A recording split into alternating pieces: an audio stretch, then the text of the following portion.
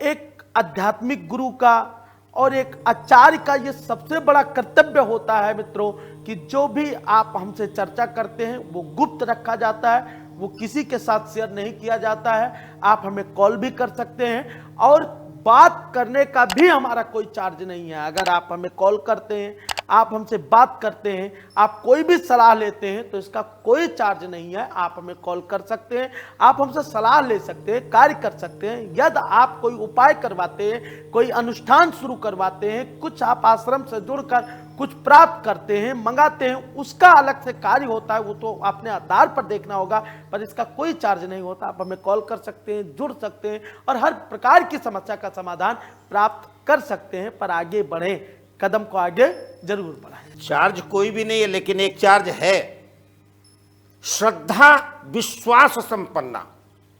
जब भी आप कॉल करें, आपको बहुत जगह से निराशा मिली होगी, आपको बहुत जगह से आपने कार्य बनवाए, बहुत कुछ पूजा किया, अनुष्ठान किया, बहुत से पूछा, लेकिन कार्य सिद्ध नहीं हुआ। यहां पर जब आए तो श्रद्धा और विश्वास से भरपूर लबरेज होकर के आए, क्योंकि यहां पर गारंटी दी जाती है कि अगर बताए हुए कार्यक्रमों का, बताए हुए समाधान का, बताए हुए मंत्रों का श्रद्धा और विश्वास के साथ अगर आप जप करेंगे तो निश्चित रूप से फल मिलेगा, कोई दो राहे नहीं। क्योंकि लिखा है, मंत्र महामणि विषय व्याल के, मेटत कठिन कुंवक भाल के।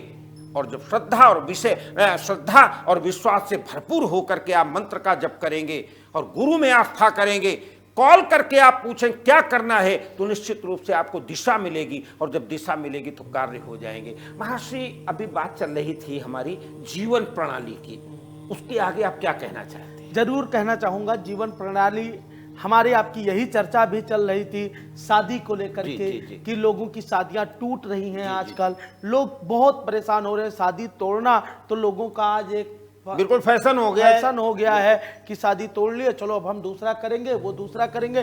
लेकिन एक मनोस्थिति, इसको बदलना पड़ेगा। अगर आप किसी के साथ संबंध जोड़ते हैं तो हमारे शास्त्र में कहा गया है अर्धांगिनी। अर्धांगिनी का अर्थ समझना पड़ेगा आपको कि अर्धांगिनी किसको कहा गया और पत्नी को ही अर्धांगिनी का दर्जा क्यों दिया गया है कि यह अर्धांगिनी है। तो एक पुरुष को सबसे पहले यह समझना पड़ेगा कि अर्धांगिनी का अर्थ क्या होता है।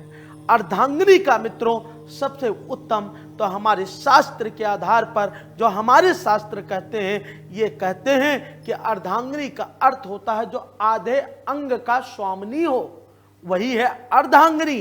तो एक पुरुष को भी अपने अर्धांगिनी, जो ये स्त्रियां हैं, इनको माता लक्ष्मी का भी आशीर्वाद प्राप्त है कि जिन घर में स्त्रियों का सम्मान नहीं किया जाता वहां कभी लक्ष्मी नहीं रहती, वहां कभी भी लक्ष्मी नहीं रहती हैं। तो इसलिए एक पुरुष के लिए मेरा जो यहां से एक विशेष संदेश है, यही संदेश है कि अगर आपकी पत्नी है तो वो आपकी अर्धांगिनी है और अपने अर्धांगिनी को हर प्रकार से सम्मान देना, उनके मान की रक्षा करना आपका कर्तव्य होना चाहिए।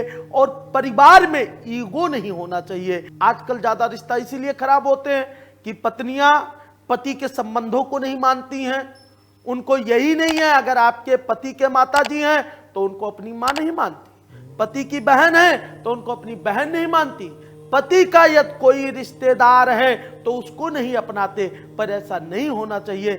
आपने जितनी शिद्दत से अपने पति को अपनाया है, उतने ही शिद्दत से आपको एक माँ छोड़ा है तो दूसरी माँ आपकी सास है, उसको भी देखना पड़ेगा, कार्य करना पड़ेगा। ग्रहों के आधार पर भी शुक्ला मतलब आपका कहने का मतलब पति पत्नी में संबंध होना चाहिए। हाँ। पति पत्नी को अगर माने, पत्नी पति को माने, हाँ। दोनों ही बराबर एक रथ के दो पहिए हैं। अगर एक रथ का दूसरा पहिया भी नष्ट हो जाएगा तो रथ नहीं चल पाएगा। ये जीवन रूपी गाड़ी नहीं।